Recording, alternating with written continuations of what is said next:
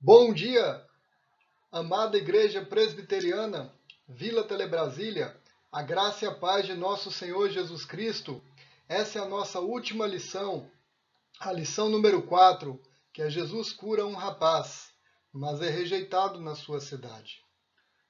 E eu, seminarista Guilherme Ribeiro, irei expor o texto bíblico em João capítulo 4, versos 45 a 54, e Lucas capítulo 4 também, versos 16 a 32.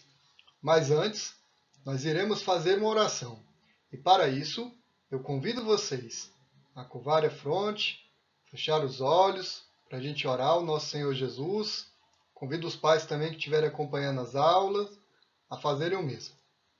Meu Senhor e meu Deus, nós te agradecemos, Pai, por mais esse dia.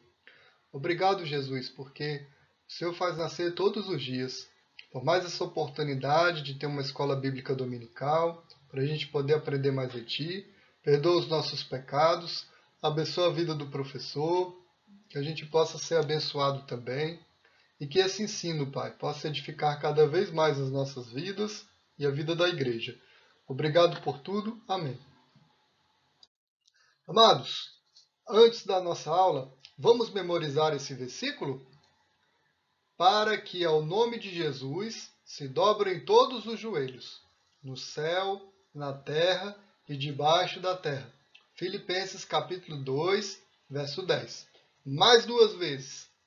Para que ao nome de Jesus se dobrem todos os joelhos, no céu, na terra e debaixo da terra. Filipenses capítulo 2, verso 10. Mais uma vez, para que ao nome de Jesus se dobrem todos os joelhos, no céu, na terra e debaixo da terra. Filipenses capítulo 2, verso 10.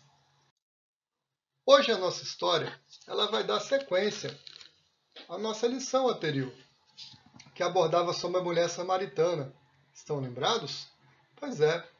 Depois dessa passagem, Jesus foi para Samaria e tudo, e nessa figura aqui, que é João capítulo 4, versos 43 a 45, nós temos o seguinte. Passado 2 dias, partiu dali para a Galiléia, porque o mesmo Jesus testemunhou que um profeta não tem honras na sua própria terra. Assim, quando chegou a Galiléia, os galileus o receberam, porque viram todas as coisas que ele fizera em Jerusalém por ocasião da festa. Já já nós vamos saber que festa era essa, a qual eles também tinham comparecido. Jesus estava caminhando novamente a Caná da Galileia. Vocês se lembram qual foi o primeiro milagre de Jesus, que está descrito aqui em João também, no Evangelho de João, no capítulo 2?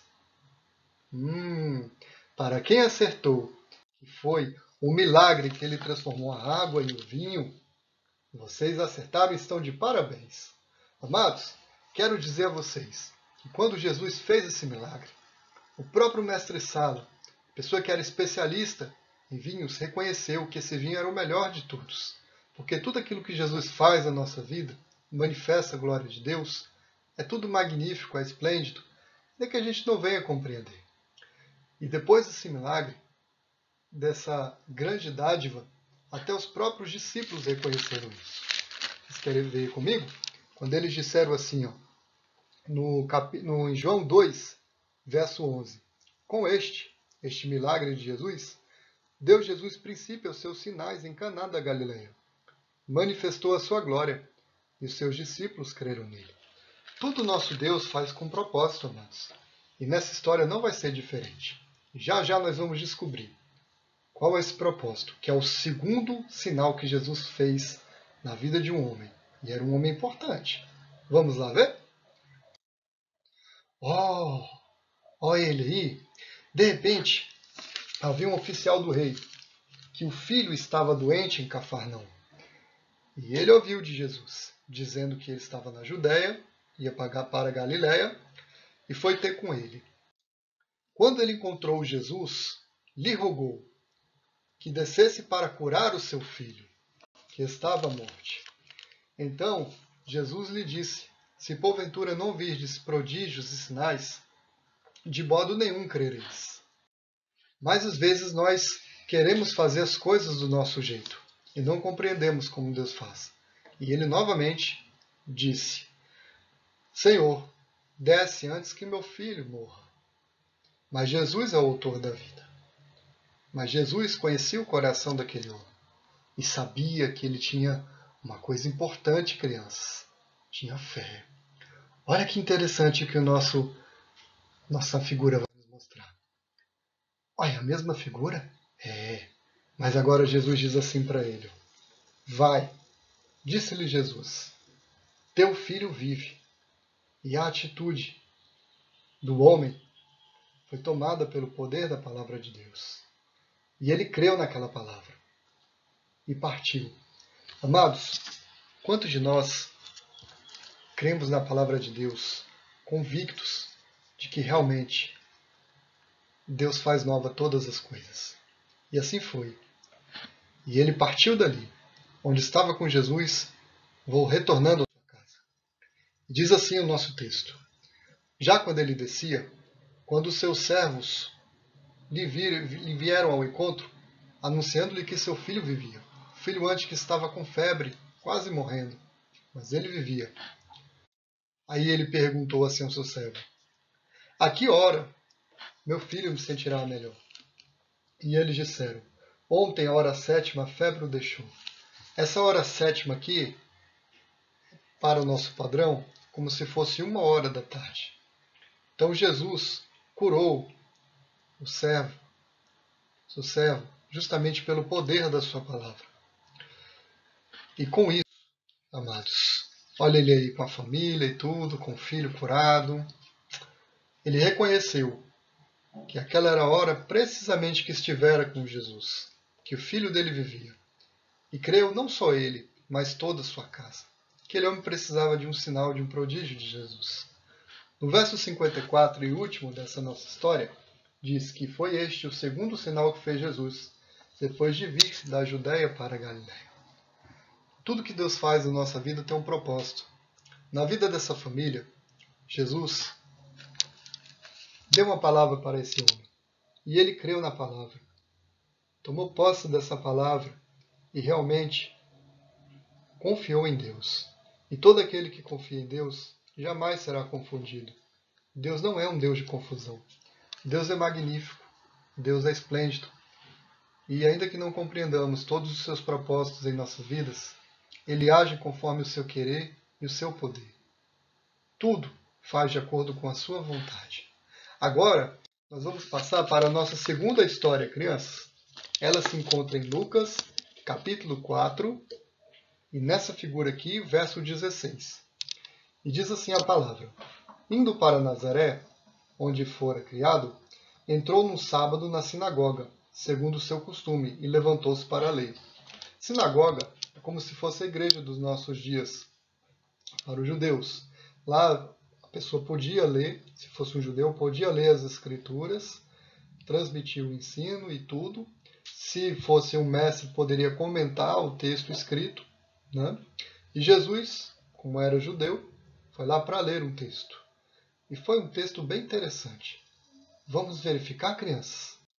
Oh, o assistente trouxe para ele o pergaminho. Naquela época não existia a Bíblia que nós temos hoje, nem papel, né? Folha A4, a gente pinta, faz as brincadeiras, não existia. Mas tinha um pergaminho, que era onde havia as anotações. Então o assistente e outros assistentes lhe deram o livro do profeta Isaías. E abrindo o livro, achou o lugar onde estava escrito. Então Jesus pegou o livro e ele abriu. E olha o que Jesus diz. Vocês acompanharem na Bíblia, está no capítulo 4, versos 18 e 19. É uma passagem muito conhecida. O Espírito do Senhor está sobre mim, pelo que me ungiu para evangelizar os pobres. Enviou-me para proclamar libertação aos cativos e restauração da vista aos cegos, para pôr em liberdade os oprimidos e apregoar o ano aceitável do Senhor. Então Jesus apregoou o ano aceitável do Senhor. E os homens olhavam para ele. Notem a figura. Eles olharam na expectativa se ele iria comentar alguma coisa sobre o texto. Jesus fechou o livro, devolveu ao assistente e sentou-se. E todos na sinagoga tinham os olhos fitos nele. Vamos voltar à figura, que ele tinha os olhos fixos aqui, o homem olhando para Jesus. E disse assim: hoje se cumpriu a escritura que acabais de ouvir. Isso foi mais ou menos em torno de 700 anos antes da vinda de Cristo. O profeta Isaías já tinha falado que viria o Messias, tão aguardado Filho de Deus. E nesse aspecto, todos lhe davam testemunho e se maravilhavam das palavras de graça que saíam dos lábios. E perguntavam: não é este o filho de José? Ou seja, como ele pode ser Deus?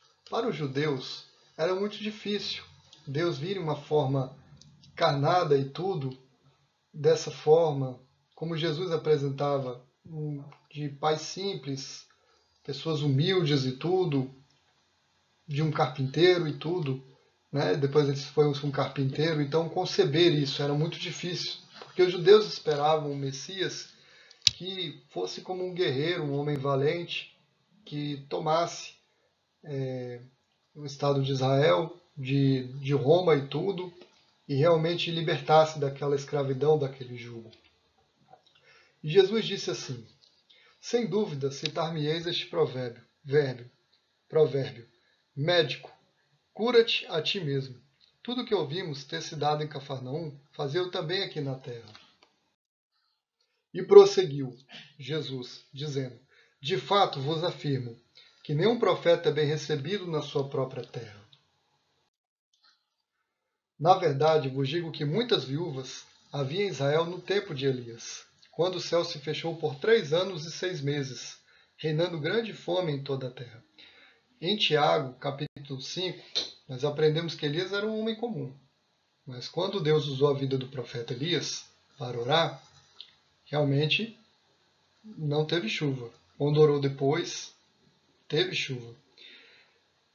E a nenhuma delas foi Elias enviado, senão a viúva de Sarepta de Sidom. Então uma viúva foi agraciada por Deus. Aqui Jesus está falando da graça que Deus faz nas nossas vidas. No caso aqui na história, mandou o próprio Elias ir até a viúva de Sarepta para pregar, para fazer esse milagre. Realmente, aquela viúva, ela iria falecer. Mas como ela creu na palavra do profeta Elias, e que Deus era com ele, e ela realmente separou a vasilha, botija, o azeite e tudo, e foi feito um milagre ali, de não ter faltado nada, ela realmente creu na palavra de Deus. Outro caso também é de Eliseu, sucessor de Elias, que haviam muitos leprosos em Israel nos dias do profeta Eliseu. E nenhum deles foi purificado, senão Naamã, o Ciro. Naamã, ele era um guerreiro valente, que vencia batalhas, um homem com muitas honrarias e tudo. Mas alguma coisa realmente vencia a vida de Naamã, e era lepra. E deveria ficar afastado dos outros. Mas ele foi curado. E qual foi a reação do pessoal da sinagoga? Todos na sinagoga, ouvindo essas coisas, se encheram de ira. E levantando-se, expulsaram-no da cidade. E o levaram até ao cimo do monte sobre o qual estava edificada, para de lá o precipitarem abaixo. Em outras palavras, eles queriam jogar Jesus para baixo, para Jesus morrer. Mas como ainda não havia chegado a hora do mestre, Jesus, porém, passando por entre eles, retirou-se. Amados, estamos numa época de Natal. Nosso Cristo se encarnou e veio. E essa profecia de Isaías se cumpriu para a honra e glória do Senhor Jesus. Jesus deu a sua vida por nós, morrendo na cruz, derramando seu precioso sangue carmesim. E graças a isso, hoje nós temos acesso ao Pai. Muito obrigado por você ter chegado até aqui, mais esse ano, da Escola Bíblica Dominical das Crianças. O tio Giga espera que vocês possam ter aprendido muito com a professora Pamela, a professora Cris, com a professora Juliana, comigo mesmo, que essas lições tenham edificado muito a vida de vocês, da família de vocês. E agora eu vou fazer mais uma oração para a gente se despedir. Meu Senhor e meu Deus, obrigado pela vida dos teus pequeninos, Pai, da Igreja Presbiteriana Vila Telebrasília, de outras crianças que possam assistir também esse vídeo. Te louvamos, Pai, e bendizemos o teu santo nome. Obrigado, Jesus, por tudo que o Senhor faz nas nossas vidas, por ter chegarmos até aqui, mais um ano de vida. O Senhor tem nos guardado da pandemia, o Senhor tem nos livrado do mal, o Senhor tem fortalecido as nossas vidas. Te louvamos e agradecemos por todas as tuas boas dádivas e todos os dons perfeitos. Obrigado por estarmos com saúde. Oremos pela vida dos médicos, para que o Senhor possa cuidar da vida deles. Oremos, meu Senhor, pelo ano que vai vir, para que possa haver o retorno das aulas presenciais, se assim for da sua vontade. Se continuarmos também na plataforma online, que possa ser muito edificante também, prazeroso. E te agradecemos e te louvamos, meu Pai, por tudo. Muito obrigado por todas as coisas, no seu nome poderoso de Jesus, nome poderoso e santo de Jesus. Amém.